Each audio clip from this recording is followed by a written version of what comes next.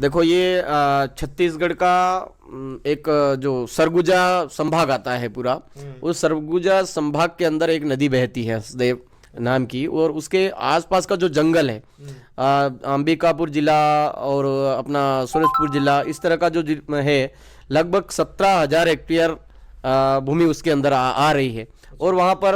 अपार मात्रा में जंगल है, और वो जंगल कोई मामूली जंगल नहीं, उसमें वन्य जीव,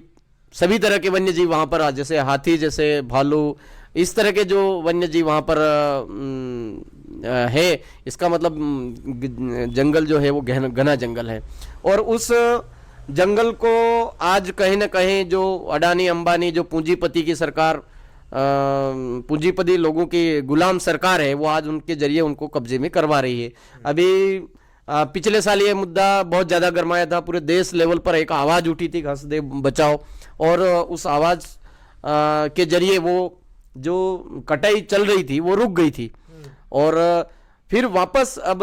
इस साल फिर से वो चीज़ चालू हो गई है। तो मैं आपके चैनल के माध्यम से सभी दर्शकों को बताना चाहूँगा कि जिस तरह से राजस्थान का जो शेड्यूल एरिया है, दक्षिणी राजस्थान है, दक्षिणी राजस्थान के अंदर जो हमारे जिले आते हैं 5th शेड्यूल में, 5वीं अनुसूची के इलाके में आते हैं, अनुसूचित क्षेत्र के अंदर आते हैं, ठीक उसी तरह से जो हसदेव है वो भी एक अनुसूचित क्षेत्र का भाग है। और उस अनुसूचित क्षेत्र के भाग को अभी खान एवं खनन अधिनियम 1956 का हवाला दे करके वो कर रहे हैं, जबकि खान और खनन अधिनियम 1956 अनुसूचित क्षेत्र पर लागू होता ही नहीं है बिना ग्राम सभाओं की परमिशन के, बिना उसके। आज पूरा वहाँ आसपास के सभी लोग उसका विरोध कर रहे हैं, और देश भर से